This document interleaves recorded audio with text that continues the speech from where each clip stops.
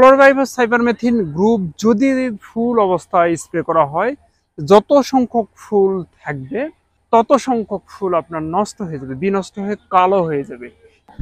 আসসালামু আলাইকুম সম্মানিত দর্শক শ্রোতা কৃষক ভাইরা, বড় মৌসুমের প্রায় শেষ প্রান্তে এসে কৃষক ভাইরা প্রায় ধান কাটার মুহূর্তে, ধান প্রায় পেকে গেছে, পুরো মাঠ জুড়ে দেখছেন প্রায় সোনালী কালার ধারণ করেছে। কিছু কিছু ধান হয়তো সবুজ আছে, নতুবা হয়তো প্রায় সবগুলাই পেকে যাওয়ার মতো অবস্থা। আর যারা অনেক ধান, যারা সরিষা বা রবি শস্য করে যারা চাষ করেছেন তাদের হয়তো একটু লেট আছে, কিন্তু এই পাকার মুহূর্তে কিছু সমস্যা দেখা যায় প্রতি বছর।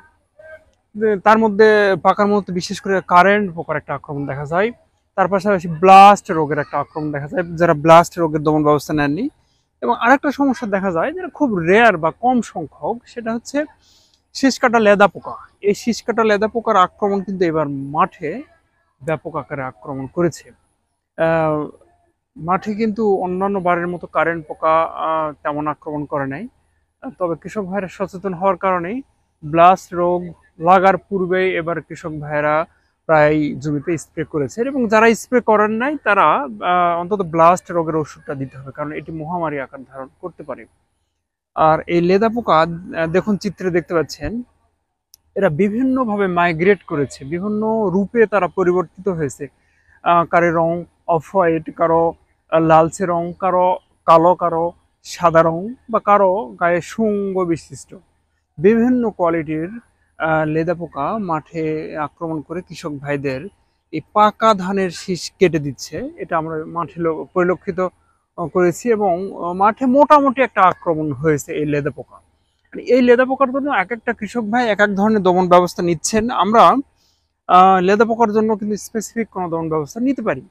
কারণ যদি আপনার জমিতে কোনো পরিমাণ ফুল থেকে থাকে, হয়তো আপনার জমি 60%, 70% কিংবা 80% পেকে গেছে, এই সময় লেদা পোকার দমন যদি ব্যবস্থা নিতে চান, তাহলে এবামেকটিন বেনজয়েড গ্রুপের যে কোনো ওষুধ আপনি স্প্রে করে দিবেন। এটা বাজারে বিভিন্ন কোম্পানি আছে, বারুদ আছে, প্রোক্লেম আছে, লিভা আছে, বিভিন্ন ওষুধগুলো আছে। এই ওষুধগুলো এবামেকটিন বেনজয়েড যে কোনো গ্রুপের ওষুধ, আমরা এটা ধানের ফুল থাকা অবস্থায় বিকেলে যদি আমরা স্প্রে করি তাতে কোনো ক্ষতি নেই।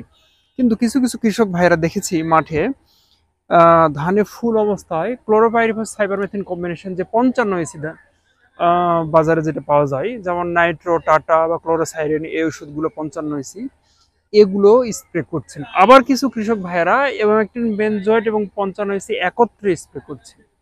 এই ভুলটি আমরা যেন না করি, কারণ আপনার এই পোকার জন্য, লেদা পোকার জন্য এবামেকটিন বেনজয়েড গ্রুপের অথবা ক্লোরোপাইরিফাস সাইপারমেথ্রিন যে কোনো একটাতেই হবে। কিন্তু ক্লোরোপাইরিফাস সাইপারমেথ্রিন গ্রুপ যদি ফুল অবস্থায় স্প্রে করা হয়, যত সংখ্যক ফুল থাকবে তত সংখ্যক ফুল আপনার নষ্ট হয়ে যাবে, বিনষ্ট হয়ে কালো হয়ে যাবে, এবং সমস্ত ফুল পরাগায়নের পরিবর্তে সেগুলো বিনষ্ট হয়ে কালো রং ধারণ করবে।